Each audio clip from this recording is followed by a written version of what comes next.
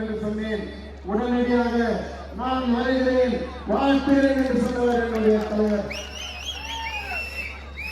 இதை விட ஒரு பெரும்பாக்கியம் எனக்கு இல்லை. புரட்சி தலைவர் அம்மா அவர்களை நம்பி விசுவாசமாக இருந்தேன். அம்மா அவர்கள் எனக்கு 3 முறை இந்த தொகுதியிலே எனக்கு வாய்ப்பளித்து 2 முறை சட்டமன்ற உறுப்பினராக்கினார். அம்மாவுடைய மனைவிக்கு பின்னால் ஒரே எனக்கு விசுவாசமிக்க தலைவர் அண்ணன் எடப்பாடியார். அண்ணன் எடப்பாடியார் என்னை மாவட்ட கழக செயலாளராக, ஒரு தாழ்த்தப்பட்ட சமுதாயத்தைச் சேர்ந்த என்னை மாவட்ட கழக செயலாளராக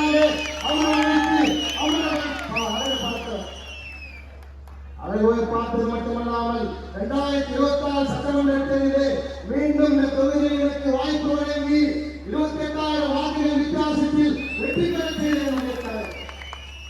என் காலம் உள்ளவரை, என் உயிர் உள்ளவரை என்னுடைய எடப்பாடி அவர்களுக்கு விசுவாசமாக இருப்பேன்.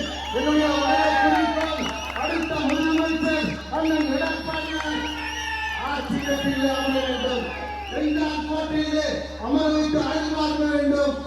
அதற்கு நான் மட்டுமல்ல, இருக்கக்கூடிய கழக தோழர்கள் உங்கள் அனைவருடைய ஒத்துழைப்போடு மீண்டும் அண்ணன் அவர்களை, எடப்பாடி அவர்களை 2ஆம்